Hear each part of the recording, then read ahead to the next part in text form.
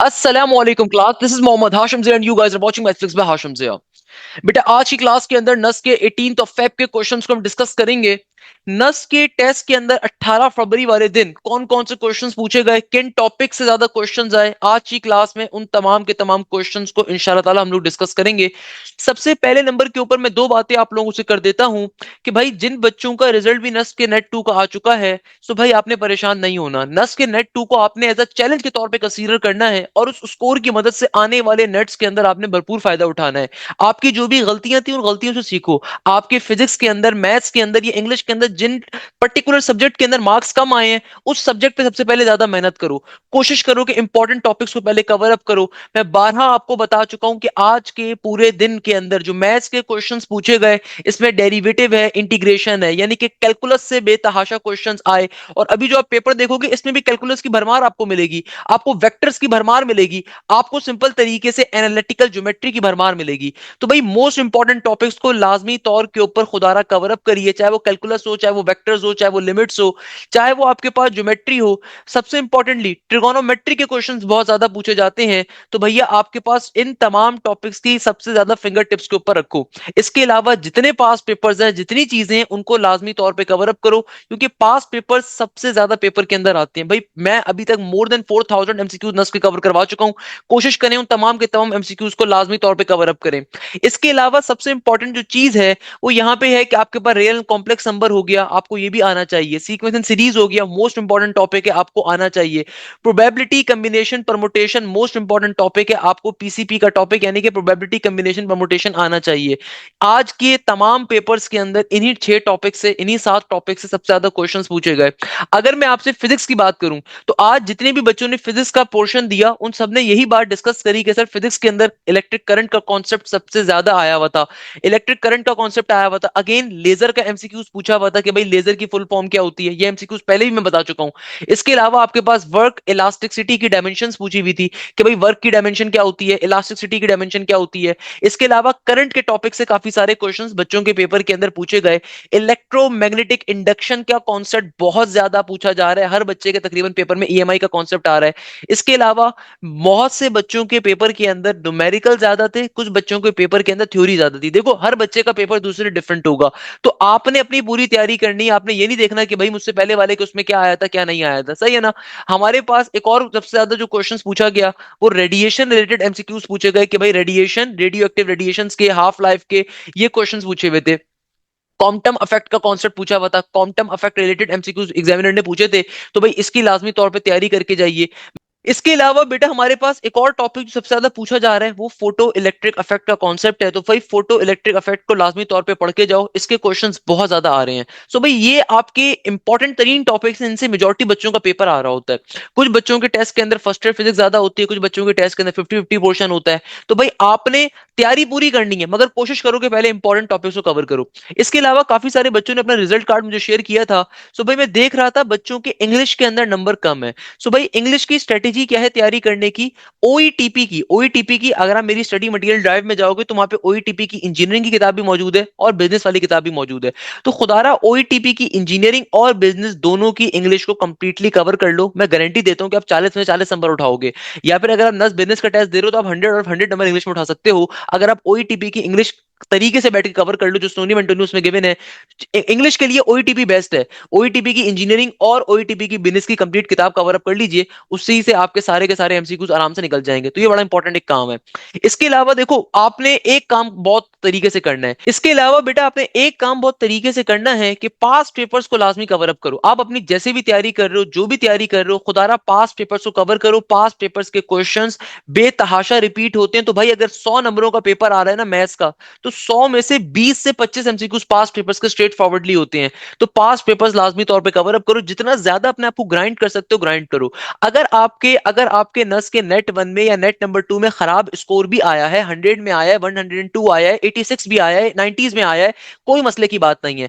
देखो जो नेट आपने दिया है ये आपको एक्सपोजर के लिए दिया है। अक्सर बच्चे डिप्रेशन का शिकार हो जाते हैं। बेटा आपने परेशान नहीं होना, आपने अपनी गलतियों से सीखना है। भाई ये जो आपकी मिस्टेक्स हैं, इन मिस्टेक से सीखो और अपने नेट 3 के लिए जान मारो। नेट 4 के लिए जान मारो। भाई इन मिस्टेक से के सीख के अगले वाले नस के टेस्ट के लिए अपनी पूरी ताकत से जान मारो।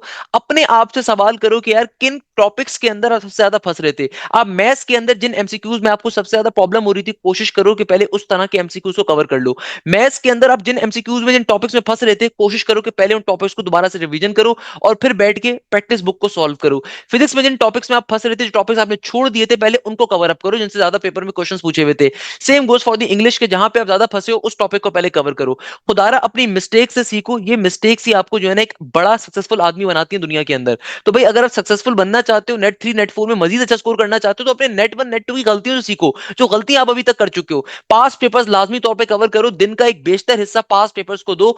दिन के अंदर आप खुद से बैठ के सॉल्व करो, कोई मसले की बात नहीं, पीडीएफ को बैठ के सॉल्व करो। मल्टीपल पीडीएफ अवेलेबल है भाई, जितने ज्यादा पास पेपर्स को सॉल्व कर सकते हो उसमें आपका फायदा है। एक टाइम लिमिट लगा के पास पेपर्स को सॉल्व करो, 80-80 एमसीक्यू, 100-100 एमसीक्यूज एक टाइम लिमिट के ऊपर बैठ के सॉल्व करो कि भाई आपने आधे घंटे का टाइम लिमिट रखी है, 40-80 मिनट की रखी, उसमें आपने 80 एमसीक्यू सॉल्व करने हैं, या 80 मिनट के अंदर आपने 100 एमसीक्यू को सॉल्व करना है। इस तरीके से आपकी पेपर को करने की कैपेबिलिटी में इजाफा होगा, इस तरीके से आपको एक रियल टाइम एक्सपीरियंस मिलेगा। इसके अलावा मैं तो अक्सर बच्चों को रिकमेंड करता हूं कि भाई अगर आपकी तैयारी आप खुद से नहीं कर पा रहे हो, आपको एक प्रॉपर गाइडेंस की जरूरत है, तो भाई मेरा न्यू बैच अभी स्टार्ट हो रहा है, इस बैच को आप लाजमी तौर पर ज्वाइन कर सकते हैं। इस बैच की सबसे खास बात क्या है कि इस बैच में आपको कंप्लीट कोर्स लाइव क्लासेस में पढ़ाया जाएगा।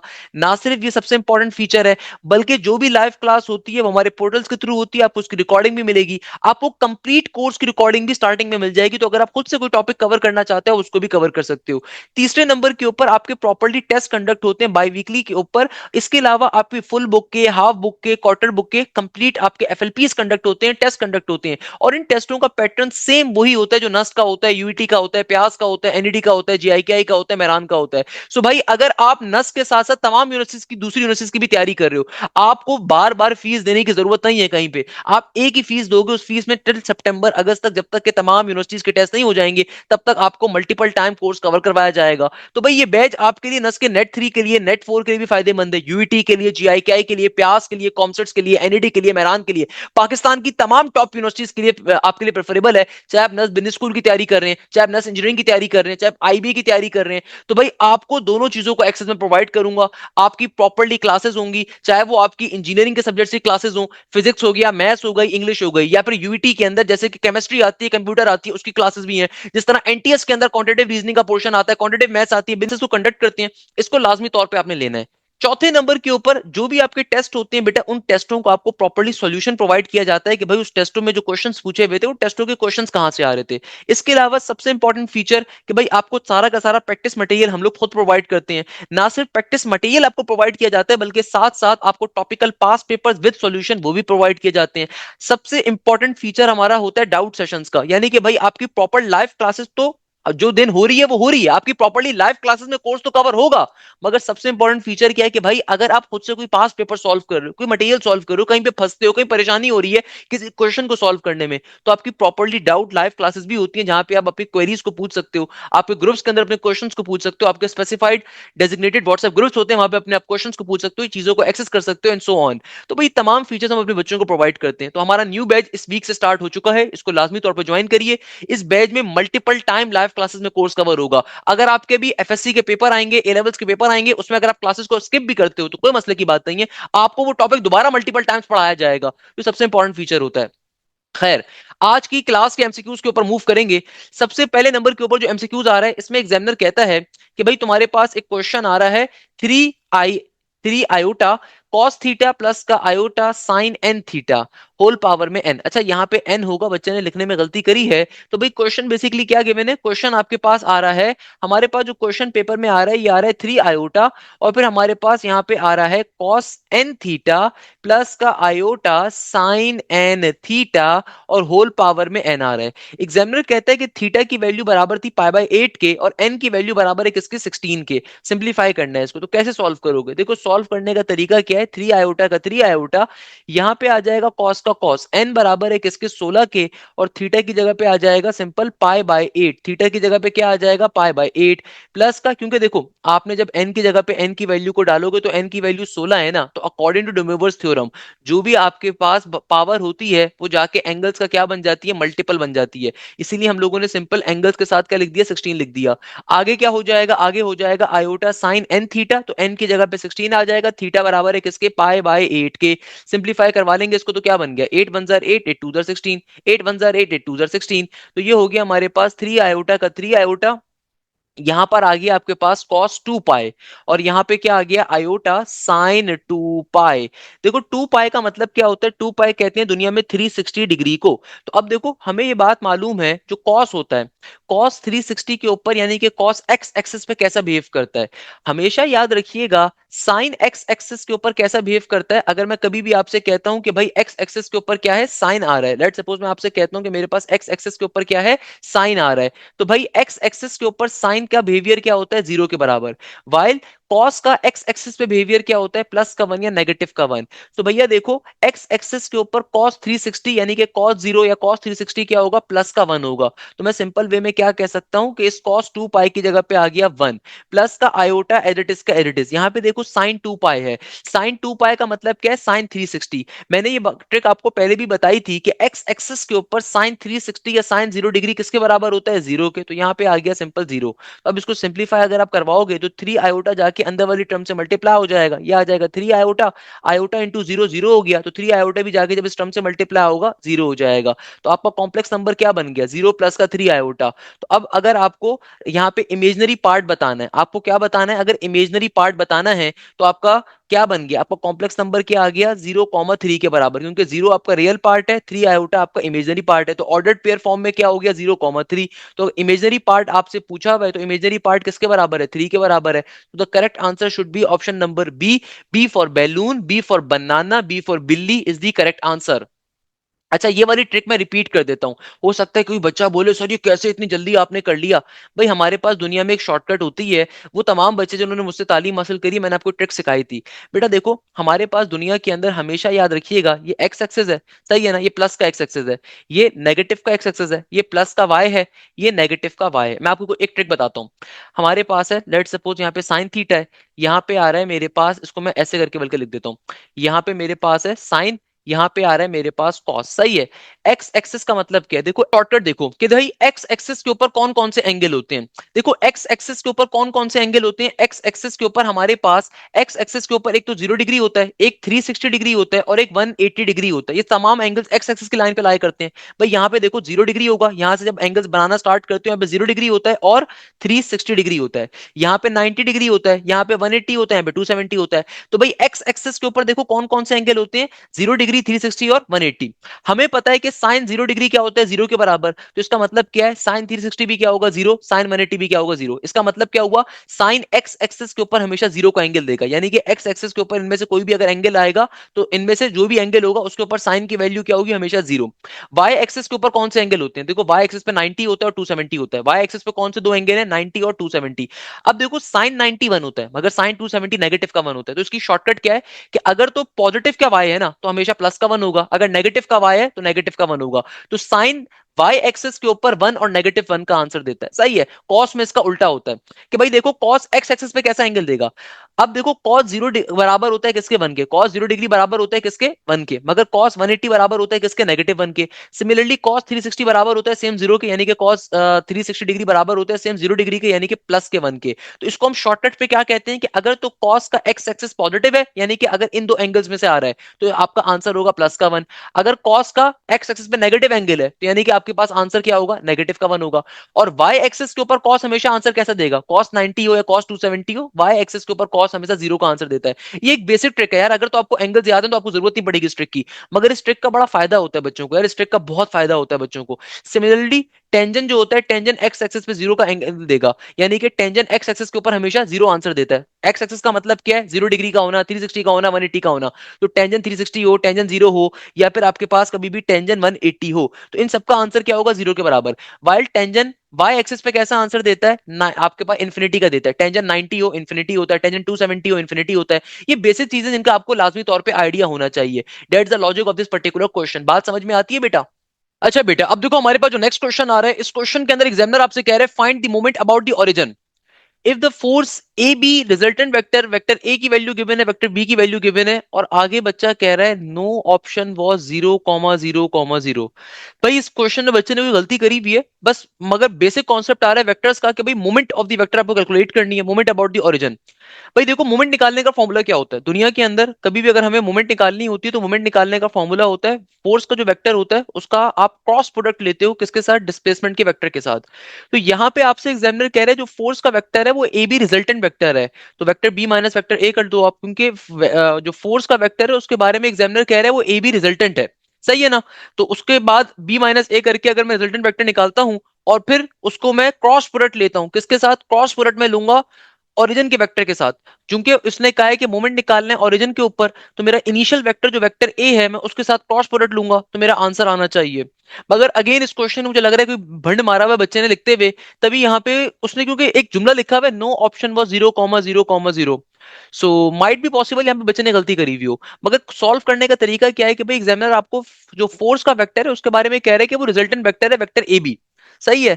उसने डिस्प्लेसमेंट का नहीं कहा, उसने फोर्स के वेक्टर के बारे में कहा है कि वो डिस्प्लेसमेंट वेक्टर कि वो रिजल्टेंट वेक्टर है। तो वेक्टर बी माइनस का ए करके मैं उसकी वैल्यू निकालूंगा। रिजल्टेंट वेक्टर निकलते ही ऐसे है कि वेक्टर बी माइनस का वेक्टर ए करके उसकी वैल्यू आप निकालोगे, तो बी माइनस का ए करके जो भी आपका आंसर आएगा फोर्स के वेक्टर का, उसका आप क्रॉस प्रोडक्ट लोगे डिस्प्लेसमेंट के साथ। अब चूंकि एग्जामिनर ने कहा है कि मोमेंट अबाउट दी ओरिजिन करना है, तो जो इनिशियल वेक्टर होगा मैं उसके साथ उसका क्रॉस प्रोडक्ट ले लूंगा, तो मेरा पर्टिकुलरली आंसर आना चाहिए। एक तरीका सॉल्व करने का ये होगा, बट अगेन चूंकि क्वेश्चन क्लियर नहीं है, वर्डिंग क्लियर नहीं है, तो आप इस कॉन्सेप्ट को इस तरीके से समझो कि भाई जो भी क्वेश्चन आएगा मोमेंट का, आपको बेसिक फॉर्मूला पता होना चाहिए कि भाई मोमेंट निकालने का फॉर्मूला क्या है, फोर्स का क्रॉस प्रोडक्ट होता है रिजल्टेंट के साथ। अब क्वेश्चन की चूंकि यहाँ पे वर्डिंग क्लियर नहीं है, तो जो भी वेक्टर्स गिवन होंगे उसके साथ आप क्रॉस प्रोडक्ट ले लोगे। जिस तरह वर्कडन का क्वेश्चन होता है, वर्कडन वाला क्वेश्चन बहुत ज्यादा आता है, उसके अंदर आपका क्या होता है, फोर्स इनटू डिस्प्लेसमेंट होता है, तो वहां पे डॉट प्रोडक्ट होता है।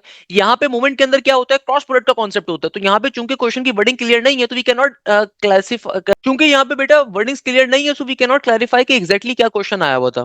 खैर, एक और क्वेश्चन। अच्छा बेटा, नेक्स्ट क्वेश्चन के अंदर एग्जामिनर कहता है if vector A X comma Y, यानी कि वेक्टर ए रेप्लिकेट हो रहा है ब्रैकेट में एक्स कॉमा वाई से, देन आगे कह रहा है कि क्या रिप्रेजेंट कर रहा है, it is a point x comma Y in a plane, another vector component, none of these.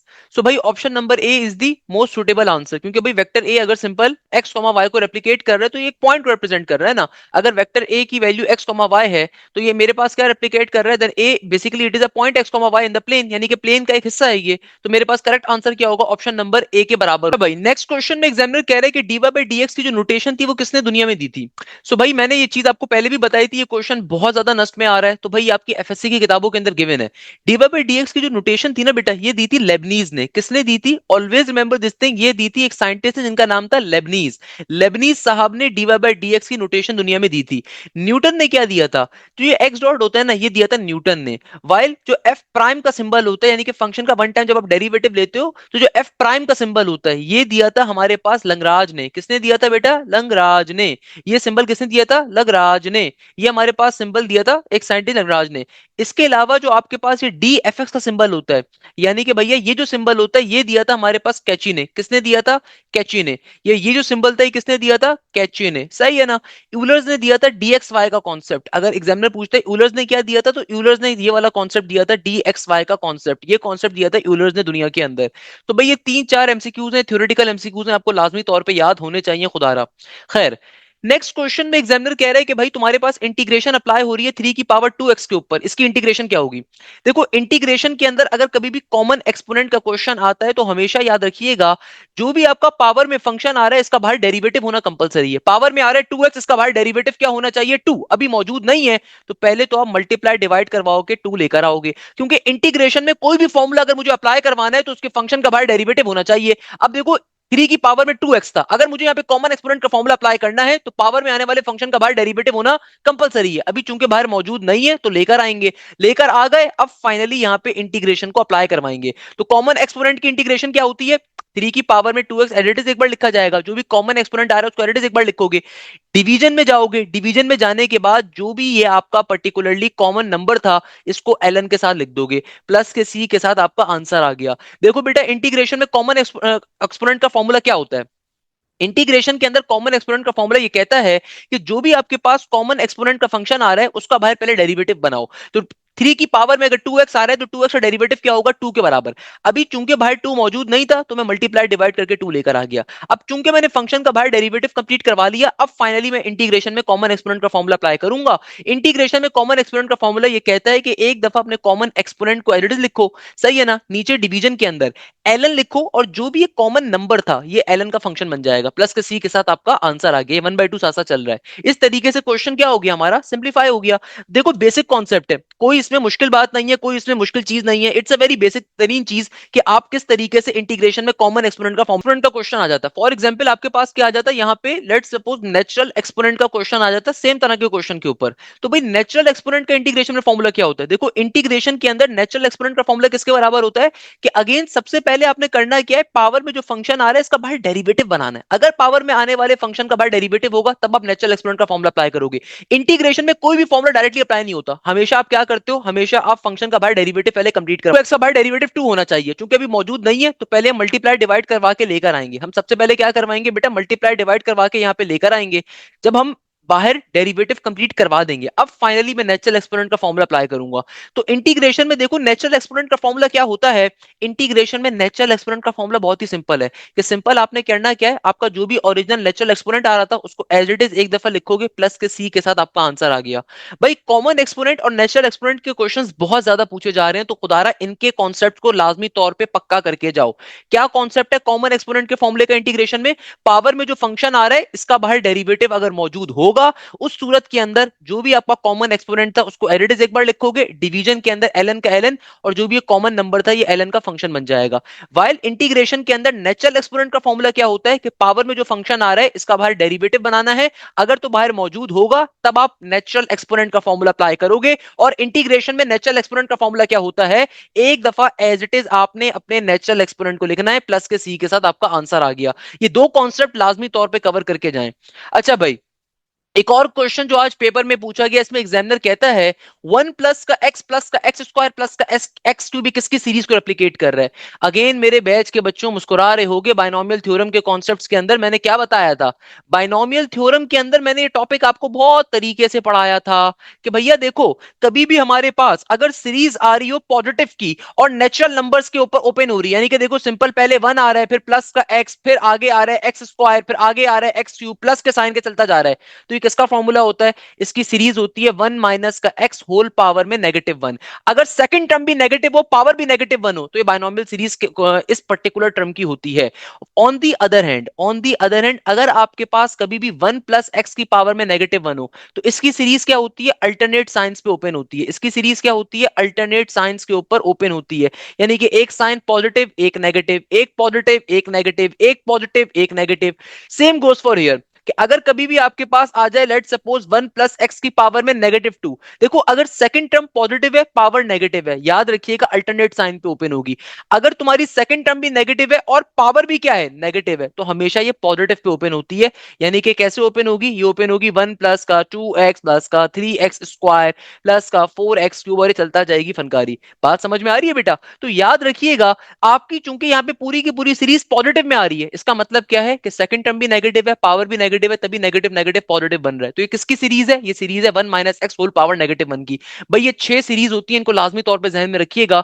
दो सीरीज तो मैंने यहीं पे आपको बता दी है, नॉर्मली छह सीरीज होती है हमारे पास, सही है ना, कि वन माइनस एक्स की power negative one one plus x की power negative one, similarly one plus x की power negative two one minus x की power negative two, one plus x की पावर नेगेटिव थ्री या one minus x की power negative three. ये छह सीरीजेस होती है बाइनोमियल सीरीज के अंदर, आपको इनकी डायरेक्टली वैल्यूज याद होनी चाहिए। अच्छा बेटा, अब देखो हमारे पास जो नेक्स्ट क्वेश्चन आ रहा है, इसमें एग्जामिनर कहता है set of irrational is not close with respect to multiplication, subtraction, addition या ऑल। भाई इररेशनल नंबर कोई भी दो सपोज कर लो, लेट सपोज मैं कहता हूं एक इररेशनल नंबर √2 है, दूसरा भी √2 है। एग्जामिनर कह रहे हैं सेट ऑफ इररेशनल नंबर किस पे क्लोज नहीं होता। तो मल्टीप्लीकेशन पे चेक करते हैं। भाई इररेशनल नंबर किस पे क्लोज नहीं होता, इसका मतलब क्या है, अगर तो क्लोज होता होगा ना तो आंसर में भी इररेशनल मिलना चाहिए, अगर तो क्लोज होता होगा। तो आइए चेक करते हैं पहले मल्टीप्लीकेशन पे। अगर √2 को मैं √2 से मल्टीप्लाई करूंगा, यानी कि दोनों इररेशनल नंबर सेम अगर मैं लेता हूं, तो आंसर क्या आएगा, 2 आएगा। 2 एक रैशनल नंबर है, तो इसका मतलब मल्टीप्लीकेशन के ऊपर तो क्लोज नहीं हो सकता। अच्छा भाई सब्ट्रैक्शन चेक कर लेते हैं। अगर मैं सब्ट्रैक्शन को चेक करता हूं तो √2 माइनस का √2 क्या हो जाएगा, जाहिर सी बात है जीरो हो जाएगा। Zero is also a rational number, तो इसका मतलब सब्ट्रैक्शन पे भी क्लोज नहीं होता। अगर मैं एडिशन पे देखना चाहूं तो अगेन एडिशन के ऊपर मैं पहला नंबर √2 ले रहा हूं, दूसरा नंबर मैं ले रहा हूं नेगेटिव का √2, तो plus minus minus again zero ही बनेगा। तो यानी कि ये एडिशन के ऊपर भी क्लोज नहीं होता। इसका मतलब क्या है, इररेशनल नंबर का जो सेट होता है ये ऑल ऑफ दीज के ऊपर क्लोज नहीं हो रहा होता, ये इनमें से किसी पे भी। ये वो तमाम के तमाम क्वेश्चन थे जो आज नस्ट के पेपर में पूछे गए, जो बच्चों ने मुझसे शेयर किए, तो मैंने आपको सीधे सीधे वो सारे के सारे एमसीक्यूज बता दिए। अच्छा जब मैं लेक्चर शूट कर रहा था ना, मेरे पास कमेंट्स के ऊपर एक बच्चे का एमसीक्यूज आया, कहता है सर पेपर में आज एक क्वेश्चन आया हुआ था बड़ा डिफिकल्ट। कहता है a line is cut and bend to form a semicircle of the radius 5 centimetre. Examiner length पूछ रहा था। आपको एक बात पता है, उन उन बच्चों के लिए जिन बच्चों ने मेरे लेक्चर्स को लिया है ना बेटा, मैंने 2024 के अंदर भी क्वेश्चन करवाया था। ये क्वेश्चन 2024 के नस के पेपर में भी आया हुआ है। तभी मैं कहता हूं बार बार, खुदारा नस के पेपर्स को लाजमी तौर पर करके जाओ अगर नस का टेस्ट देने जा रहे हो।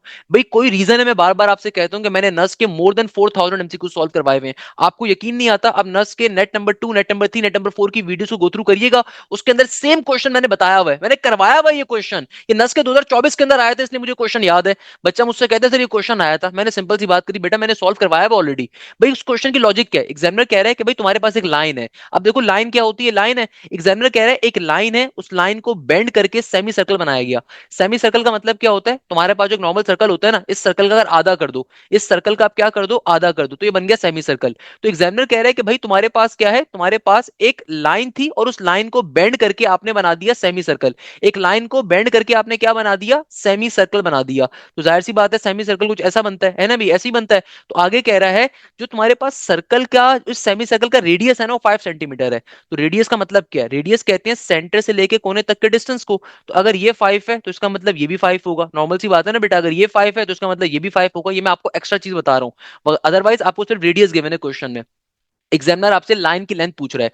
आसान भाषा में एग्जामिनर बेसिकली इस कंप्लीट आर्क की आपसे लेंथ पूछ रहा है, यानी कि जो ये एक जो लाइन थी ना, उस लाइन को टेढ़ा करके। भाई बचपन में आपने देखा होगा आपके घर पे स्टील की रॉड्स होंगी। हमारे जो नौजवान बच्चे होते हैं, जनजी जनरेशन वाले या अल्फा जनरेशन वाले, इनको स्टील की रॉड्स टेढ़ा करने का शौक होता है। अगर आप किसी स्टील की रॉड को टेढ़ा करो तो वो क्या बन जाती है, एक गुलाई में बन जाती है, सेमी सर्कल बन गया आपके पास। तो एग्जामिनर वही कंडीशन दे रहा है कि भाई तुमने एक लाइन को टेढ़ा करके सेमी सर्कल बना दिया, अब बताइए कि इस लाइन की लेंथ क्या होगी, यानी कि सेमी सर्कल की लेंथ क्या होगी।